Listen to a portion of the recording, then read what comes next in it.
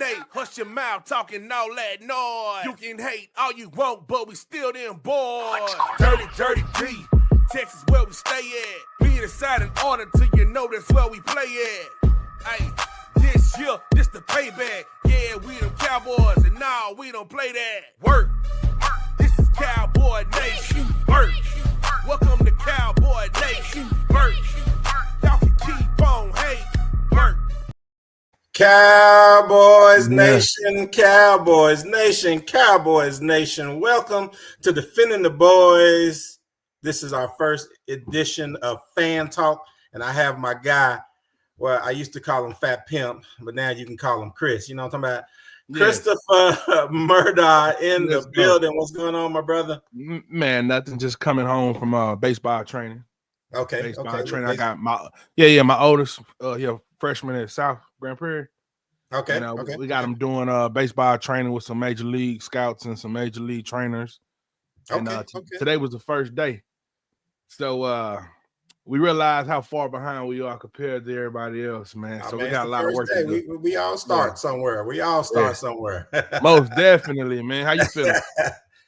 Start him, yeah. How long has he been playing baseball? We're gonna get into some football, I promise y'all. But just real quick, how long he been playing? He started at 4, quit, okay, and then went to soccer, football, and then right around 9, going on 10, got back into baseball. And he's been playing catcher ever since. He's 14 now, so 4 years straight of fall, spring, summer training. You know what I mean, nonstop. And now he's in high school. So, nice. Yeah, that means we're gonna be ready in about 4 more years. That 4 more years, man. Sound like we getting ready for an election. 4 more years. Hey, real quick before we get started, man, I want to ask everybody, all of my fans, all of Christopher's fans, to go ahead and hit the subscribe button, man. I need the subscribers. I'm trying to get there, trying to get this thing off the ground, man. Also want to let you guys know that this episode is brought to you by the Car Wreck Attorneys at 1-833-OIM-HIT. That's 1-833-644-6448. If you ever hurt in a car or truck accident, you can give them a phone call, 1-833-OIM-HIT. That's 1-833-644-6448. Mr. Murdaugh, we're getting ready to talk a little bit about Cowboys, man. Look a little bit about Cowboys. Now, this is Defending the Boys fan talk. Now, you are a fan of the Dallas Cowboys. Is that correct? I am a diehard, right or wrong, blind crazy. I'm riding with the Cowboys. I like a blind crazy fan every once in a while, bro. I like it. I promise you, I like it, man. So let's go start, man. We're gonna talk about. This is week 1, so we got a lot that we can really discuss with off season and different stuff, you know. So I want to kind of go back a little bit into last year, like. You know, there's some discrepancy. You know, some people, obviously, everybody's saying that the Cowboys are only going to win 7 games and 5 games. I saw somebody say 3 games, and they're basing it off of how bad that they did last year. And I've been making this argument, man, since training camp started, that we just had too many people hurt last year. I mean, I remember a game. I don't even remember which game it was. I remember Micah Parsons was hurt. D-Law was hurt. Our backup Sam Williams went out in training camp, so he was hurt. And then I forgot. Oh, it was I think it was Marshawn Nealon was hurt. That's our starting 2 edges and our backup edges. The same game you're talking about. Trayvon Diggs was out, and then Dak Prescott was already hurt. Like. Yeah, I don't even understand how somebody thought with our 3rd string edges that we were going, win some of those games, or how you fought it against them. But kind of let me know what you think about, whether or not injuries had anything to do with that 2024 season. I definitely feel like the whole season was cursed. When your quarterback goes down, Diggs is going down. When you start taking away the heartbeats of the team, it's kind of hard to get the 3rd string going, 2nd string going, maybe some practice squad players coming in, but man, we never had a running game. We had a banged up Ezekiel Elliott, and when you don't have like your star running back, your star cornerbacks, your star defensive end / linebackers, I mean, how can you win games? And then when your star quarterback that you just paid is not in the game, how do you expect to take it to the Super Bowl? And it just was one of those seasons, man. Don't forget, in the past, man, you remember Michael Irvin. He got injured. Troy Aikman got injured. Emmitt Smith got injured. At the end of the day, you know what happened once they all got semi-healthy? Hey, man, we're trying to see it again, man. We're trying to see it again. Yeah. So I got a question. It's just hypothetically. All right, hypothetically. All right. Had we not had so many injuries last year, where do you think that they would have ended last year, far record-wise? I ain't saying that they go to the playoffs or any of that. Just from a pure record standpoint. I mean, we went 12-5 the 3 years before that, but we didn't start out the best. Like, where do you think that they would have been had we? Probably about the same. I think we would have been decent because if we were all healthy, I think our running game didn't really need to carry the team. You dig what I'm saying? If Dak was healthy and all the weight that he has, I think we still probably would have had the same record. Do I think we would have went all the way? No. I don't think I think Dallas is missing like that crazy player on the field, like Charles Haley was. Yeah. I feel like that's what we missing, but I feel like we got that in Pickens this year. Wide receiver wise. Oh yeah. Crash out. A real crash out. Yeah, we definitely need a few more players who have been to jail before. That got some pending cases going on. Those usually are the players we need on the team. But yeah, man, I was on it was an Eagles TikTok, where the Eagles fans was on there or whatever. And of course, they get to talking all that noise about we ain't won the Super Bowl in 30 years and all that. And they was like, yeah, y'all got to be on cocaine to win a Super Bowl. I was like, I really could use a couple of those crazy crash outs back. Some of them boys that really went out there and got it done. So definitely. But you got to realize Jerry was in a different mindset back then. He was trying to prove the world wrong. At the same time, prove it to himself that he could win the championship, And I think that this might be the year, just for the simple fact, I'm starting to see Jerry get a little peed off on the interviews now. Even on the radio station, I'd heard him going off, and we haven't heard Jerry like this in years. And if you've been around since the beginning era when he first came here, when Jerry gets mad and Jerry takes things personal, we in for a show. I'm surprised he ain't went and got some more people. You right about it. Yeah. I can tell you. And I think that's what they thought that he was going to do 2 years ago when he said he was going all in after that Green Bay game. I think this is a little bit different, and people don't understand business. I said that on TikTok too. People just don't understand business and limitations. I'm not talking about salary caps, but there's other things that go into whether or not you can bring players in. So let me ask you a question. When we talk about all that, and we know that Dak was out, like, are you trusting Dak being back? Like, is he going to be the comeback player of the year? So, for those that know me personally, they know I have a love-hate relationship with Dak Prescott. I really don't like him as a quarterback. Okay. But what I will say is this: he is the king in regular season, and I think he might just be tired of all the hate that's been coming his way. He ain't really been doing too many interviews lately. He's healthy, in good condition. I'm hearing a lot of talk in the locker room saying they trust him. One thing Cam Newton said is that certain quarterbacks don't have to be the superstar. They just got to manage the game. They don't need you to go out there and make big plays. Just manage the game. And I do feel that way, man. I feel like when we get into the playoff games, if we can have a defense that won't just get bullied up and down. The thing about the Green Bay game was simply that every time they touched the ball, they scored. Right. You know what I'm saying? And when you get into a situation where you're like that, now your quarterback gotta be a superstar. And that's sometimes difficult. You know what I'm saying? But if we get into a situation where he can manage the game, I still have confidence that at the end of a game, he can do what needs to be done. He definitely gonna give you a comeback, because I noticed he does that. He does that very well. I just still feel like our defense needs to step it up just to be a tad bit more aggressive. I do.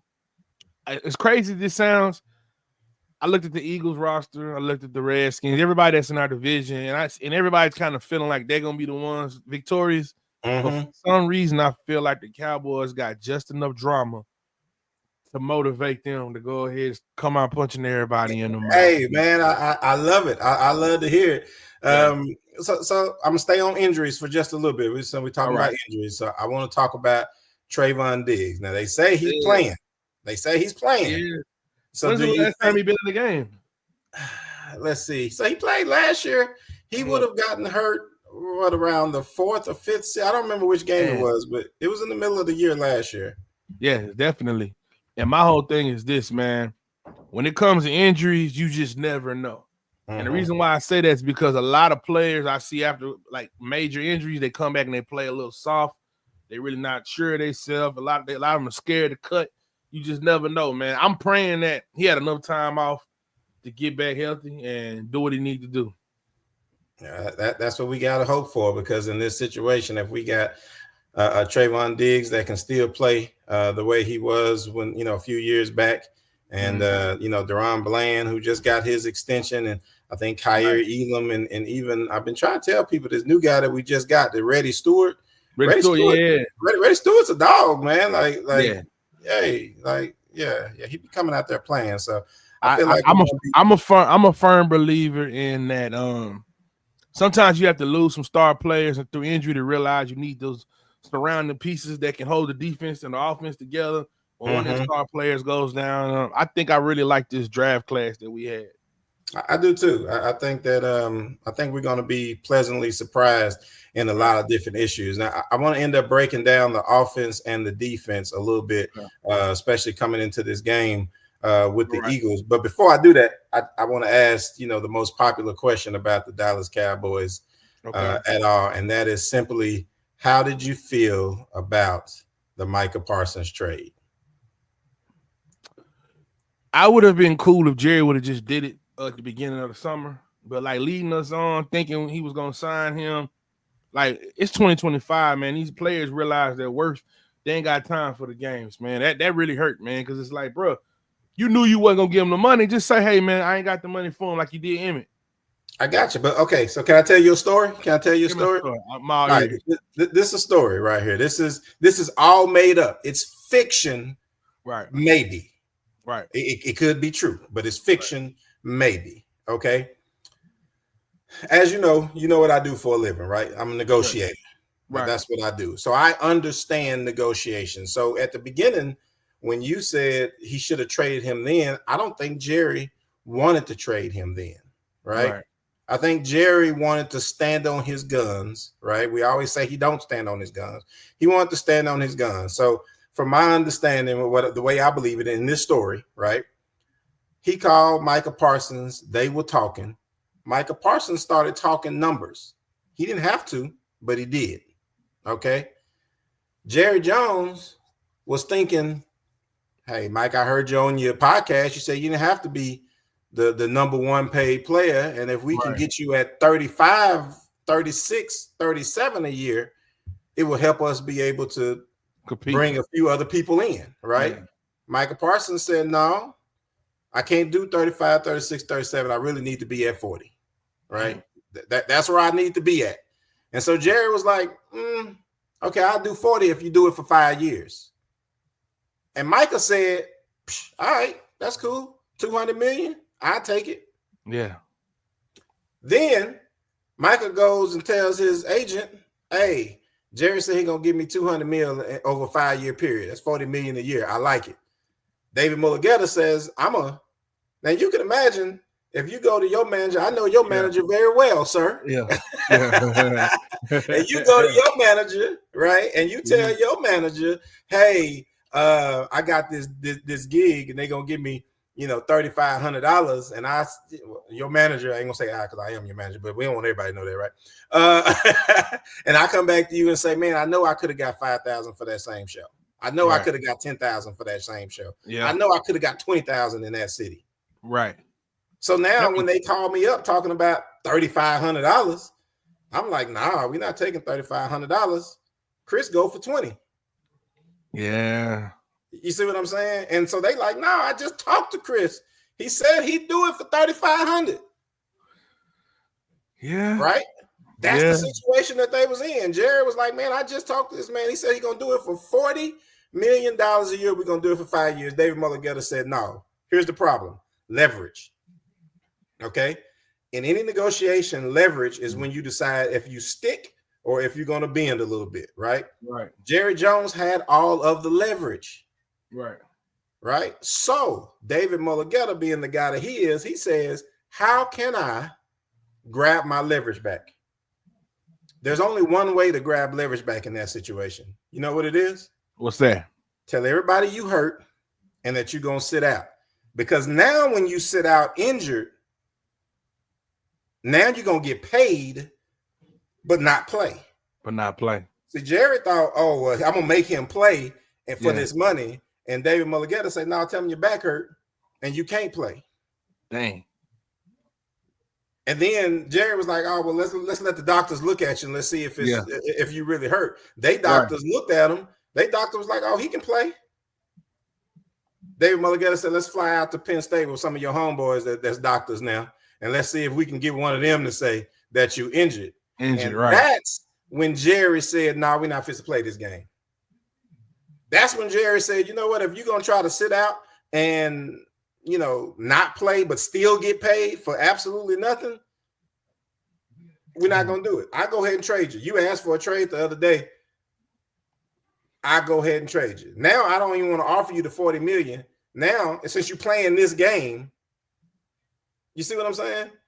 That's tough, man. Now that you break it down that way, because it's like, now again, I said that might be a fictitious story, but that's how I took it as a negotiator, looking at everything from the outside. I'm not on the inside, but from the outside looking in, that's how I looked at it. So, play devil's advocate. I'm one of those people, like, if you agree to something with me and my management say we can get more, I say, no, I told him we would do 40 million. You should stand on that. If you want to win, if it's about winning with you. Now, I understand that they want their money because they put their life on the line, but to me, it's like, if you really want to win, you'll do what you got to do. But it wasn't about winning for him. He wanted his money. It wasn't about that. It wasn't even, to me, my whole thing is that if you agree, like you said, if you agree to it, you know, I used to have an issue before, a few years ago, when people first started trying to come in a year before their last year to negotiate their contract, because I was like, but you're still under contract. And I understand that's how it is with the NFL now. But at some point, you got to be a man of your word. So if you say that you, and that's what Jared was saying, like, bro, just be a man of your word. You said you was going to play under this amount. You know what I'm saying? Like what do we need to do? Is it, you know, maybe if it's the 5-year, 4-year thing, we could have got that part worked out. But he said he was going to play under this amount. And then, you know, he was able to, you know, David Murdaugh is a bad boy. Yeah, he is. He was able to get a whole lot more going somewhere else. Obviously, Micah Parsons made out from a financial standpoint better than he would have at the Cowboys. And we're going to get to the defense. Matter of fact, we can talk about defense first. I don't think that the Cowboys defense is that much worse without Micah as they were with Micah. So I know, because I see you shaking your head already, right? Nah, just because it's that firecracker on the defense, man. I get it, but look. Pressures is different from sacks, right? Right. So I'm only talking about sacks right now, and I understand Micah gets pressures, Micah gets doubled, Micah gets held. I mean, and they don't call it. I get all of that, but just from a sack standpoint, we're probably only going to be about 2 to 3 sacks less without Micah. I mean, we just got Fowler back. Fowler had 10.5 sacks last year. Yeah. You know what I'm saying? So, and he's getting better. I'm not saying, like, I ain't seen nothing from Donovan Ezeraku. I haven't seen anything from him yet. But they say that he's a bad boy. I'm gonna take their word for it. Sam Williams is back. We ain't seen it yet, but we know he got some talent. Right. And Marshawn Nealon got a little bit of talent. My whole point is, with the group that we have, we're going to get pressure on the quarterback. Maybe not as much as Micah, but we're going to get it. Go ahead. I actually agree with you. Because I'm kind of thinking about how they always double team Michael Parsons. And that should free up. That used to free up, you know, other defensive players. But one thing, this is my belief on football. I feel like when they really don't know too much film on you, because, you know, with Michael Parsons, they can develop game plans to contain him. I feel like with everybody else, hey, this is gonna be the year they can show out. Oh yeah, you know what I'm saying? And that's what I was thinking. I'm thinking that the defense, everybody's gonna underestimate them. Right. And now we got one-on-one matchups with guys who've already had 10.5 sacks in a year, and guys who we know, like Sam Williams, who have the talent but people ain't seen yet. A rookie who had the most sacks in in college last year. Yeah, college last year, yes, sir. Yeah, like that's. I mean, it's really got an opportunity from a run defense. We just got a Pro Bowl defensive tackle. Yeah, I'm looking at everybody we got. We got a lot of man. We definitely picked up a lot of people. I think this draft for our defense, man, because we'll be all right. We're gonna be all right. We're gonna be all right. That's a question. Are you familiar with Kenny Clark at all? I know that's who we got for Micah, but I mean, are you familiar with it? I don't know anything about Kenny Clark. Man. That's why when the trade happened, I kind of was standing at the TV like who? Yeah, but if I'm not mistaken, he been to the Pro Bowl like 3 times though, right? Yeah. Yeah. So yeah, Kenny Clark's a bad dude. Like when you was talking about that dog, and first of all, let me just tell you, like Kenny Clark was eating up double teams. So when you talk about double teams, yeah, Kenny Clark is one of those guys that eat them up. I take both of y'all. And still was beating them sometimes, still going into the Pro Bowl. You still got a player that they got a double. You see what I'm saying? And listen, if he comes to Dallas and he shows out, the fans are gonna love it. Man, it's a Charles Haley type of player. Yeah, we need that, man. We need somebody that get a couple personal fouls, throughout the game, and I'm telling you, he's a Charles Haley type of player. When you got Osa and this Pro Bowler at defensive tackle together, and then you got Fowler on one side and Sam Williams on the other side. Yeah. Eberflus is a linebacker whisperer. That is true. Like, come on now. He done brought some boys with him. We don't know how these boys going to look yet because we really ain't seen them. But, I mean, I heard some stories. And I, even in the preseason game, when they put when they finally put the, first team defense kind of in the game. Yeah. Hey, man, we look pretty good. We was against Atlanta. I get it. I think that was the Atlanta game. One thing about football, it don't matter what team you play because any day that team could show out. Yeah. Yeah, absolutely. What I was going to say was that I was looking at his stats. He is that dude, man. Oh, yeah. Yeah, he's that dude, man. Yeah, and last year he played 15 games on a broken toe. Damn. I didn't know that. Yeah, we ain't got no players like that playing on broken toes out here. We used to have some soft players. I ain't gonna lie to you. They get a little injury and all of a sudden. No, that's one thing we missing is that era of football with playing through injuries, man. Oh yeah. Yeah. He played 15 games on a broken toe last year. So I'm just telling you right off the bat, man, this is a real dog as far as our defense is concerned. And I think that what you're going to realize with Matt Eberflus as a defensive coordinator who has an opportunity to really run his own scheme, he's always had, and I'm just going to say a top half of the league running defense. And there's been times where he was, in the top 10 with run defense, And so, again, when you just talk about the longevity of the team being able to go possibly into the playoffs and things like that, right? A team that can stop the run and get pressure and has Trayvon Diggs and Deron Bland in the secondary honestly have an opportunity to have a way better defense than people give us credit for. Now, I ain't saying that we got, especially not in this first game. Yeah. A lot of different things. I'm not saying that this game, is going to be, a shutdown performance. Like Philadelphia ain't gonna be able to move the ball in them. But I'm just saying, as they gel throughout the year, I think this defense is definitely gonna be much scarier than people give them credit for. What about the offense, though? See, I'm a firm believer, and we got all these young legs behind that. I really feel like our offense is gonna be a beast, bro. I feel like our offense is going to be a beast. I think finally we got somebody to complement CeeDee Lamb on the other side of the ball. You know what I mean? It's about. Hey, I got my popcorn ready, man. I think the first pass of the game should go to Pickens. To welcome as a Cowboy. Yeah, let everybody know, like, hey, y'all ain't gonna be able to cover both of them. Somebody gonna be open, and then that running back. I was going to say, do you know what the weakest point of the Philadelphia Eagles defense is? What's that? Cornerback 2. Oh, wow. I told you I was on TikTok. They was all talking about what they were nervous about, what they were worried about, not knowing there was a Cowboys fan in the house. I didn't say nothing. I was just listening. Yeah, and they was all talking about they CB2. And if you got an issue with cornerbacks, you could be in trouble playing the Cowboys. Hey, before we really get into the game breakdown, though, tell the people what's going on with your career, man. Tell them what's going on.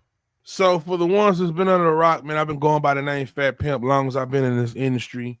I'm at a place now in my life where I'm ready for some change, some time to evolve into more of a brand and more of just a positive role that I want to play in the industry. So we're gonna take the Fat Pimp name. We're gonna still like have it around as far as like, if there's some shows or some tours, we'll have it. But going forward, you're gonna be able to call me Christopher Murdaugh. That's my government name. Really, one thing my dad told me before he passed was he said, "Man, don't be ashamed of your name. Don't be ashamed of your name, man. You are who you are, man." So we're gonna run him Christopher Murdaugh, but you can call me Chris. Is the album? It's on the way. It's gonna be storytelling, social commentary, relationship music, 90s vibes. We're gonna bring hip hop, the essence of hip hop back. And that's my goal, man. My goal is to let people know no matter how old you are or what you've been through, you always got a second chance at your career, whatever you choose. So, yeah, that's what we're doing. All right, man. I love it. I love it. So, we're going to talk a little bit about this game with Philadelphia. What is your biggest fear? My biggest fear is that we go out there tomorrow and beat the brakes off the Eagles. That's your biggest fear? That's my biggest fear is that we go out. Why is that the biggest fear? Because every week they're going to expect that. It's like, just imagine we go out there and we beat the brakes off the Eagles, right? Every week we got to live up to that. And one thing I hate about Stephen A. Smith is that when we have like great regular seasons, he just be waiting for the letdown. Waiting for December. He always say, hey, wait for December. They're not going to let them down. So I would love go out there, have a great close game and get the win. But if we go out there tomorrow and we really blow out the Eagles, oh, man. Man. The hate and don't you think that's kind of the Cowboys' secret weapon this year is that nobody expects them to be good. They can just go play free. They gonna play free, man, and we gonna win. We gonna win. I think we'll win tomorrow. All right, score predictions. What you got? Dak at least have 3 touchdowns, maybe 2 field goals. So 21.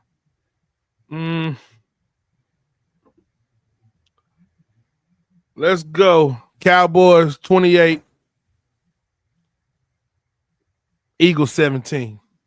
28-17. That is Christopher Murdaugh's prediction. Yeah, man. 28. If I gotta take a prediction, I'm gonna say 27-24. Cowboys. See, it's gonna be one of those games, man. Like, yeah, man. But I'm gonna tell you the truth. I got a podcast now because people gonna be like, D. Will, you hypocrite. Yeah. I did say that in my prediction. I went through the whole schedule. I got the Cowboys going 11-7. Right. But I do have them losing this game. Okay.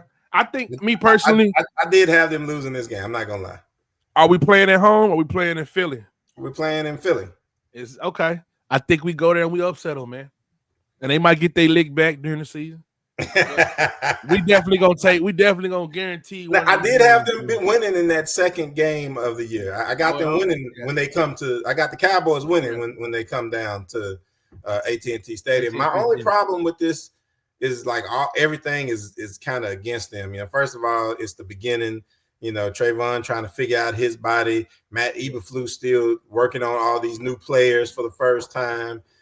Players is learning the defense for the first time. Honestly, even the offense, when you think about it, I mean, Brian Schottenheimer was here last year, but it ain't the same offense. Nah.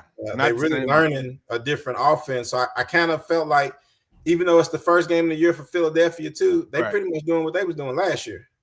Correct. You know what I'm saying? I'm online. I'm trying to see who's our running back number 1. Javonte Williams. Okay, I got him on my fantasy. Yeah, Javonte Williams is gonna be all right because the offensive line should be all right. I like Jaden Blue. Why is he not number 1? He ain't number 1. He's a rookie. You can't put him at number 1 yet. You can't. You can't yet. I mean, Not he yet. got to be, and he's been injured. Like if Yeah. he'd have been coming in really showing out, like he only got to play in one preseason game because he's been injured. Like he still got to go and get that number one spot. And especially when you have, I mean, Javonte Williams is a good running back. And I'm not saying this is Emmitt Smith or you know, Ezekiel Elliott even or anybody like that. But what I am saying is we should be okay. Last year we had Zach Martin, who was injured at guard the whole season, damn near. Right, the whole season almost. So you know, to me, like Tyler Booker doesn't have to be better than prime Zach Martin. He just got to be better than hurt Zach Martin. Right, just do your job. And if he can do his job, Cooper Beebe, who played center for the first time ever, is going to come back and have a better year. And then you got Tyler Smith on the other side. The middle of our offensive line is really good. And if you can get to the point to where you're going 2 yards before you even get touched, Javonte Williams is one of those guys that after contact, he's going to fall forward for 2 yards. Now you got 4 yards average per play. I'm not saying he's going to be breaking loose every play, but as far as grinding and pounding, it's something I learned when I played football. 4 yards a carry, you win every football game. I like that. What you think about? You literally get 4 yards every time you touch the ball, you would win every football game. Obviously, that's impossible. It doesn't really work that way. But you go 4-8 first down, 4-8 first. You know what I'm saying? You'd move all the way down the field. So I got my money on Tyler Booker. Yeah, I think he's gonna be the game changer on that offensive line. If we can protect that and not get penalties on that offensive line, I think we be good. I think discipline on the offensive line is the key for us winning the game. I like it. Yeah, we can protect Dak, and they concerned about they second cornerback over there. Them boys gonna have a long night. I'm ready. I got my popcorn ready, man. Man, they're gonna have a very long night, man. You got anything else that you want to say, man, about this Dallas Cowboys team or this first game against Philadelphia? I think we just got to give the boys a chance this year, man. I think this year we don't really have expectations. You know what I mean? Like not us as fans, because when you think about it, everybody expects the Eagles or the Redskins to win the division. Nobody really expecting the Cowboys to do anything. I heard the hate the whole offseason. That's when you get to prove them wrong, man. Prove them wrong, man. I'm not gonna do no hating on Dak this season. I was a little disappointed by Michael, but I think that it is what it is, business at the end of the day. And hey, wish him well. But once you start dissing the Cowboys, I got no more love for you anyway. Hey, man, that's what we like right here, man. Well, I tell you what, this is Defending the Boys. I am D. Will. That is Christopher Murdaugh. Yes, sir. And we out. Let's get it.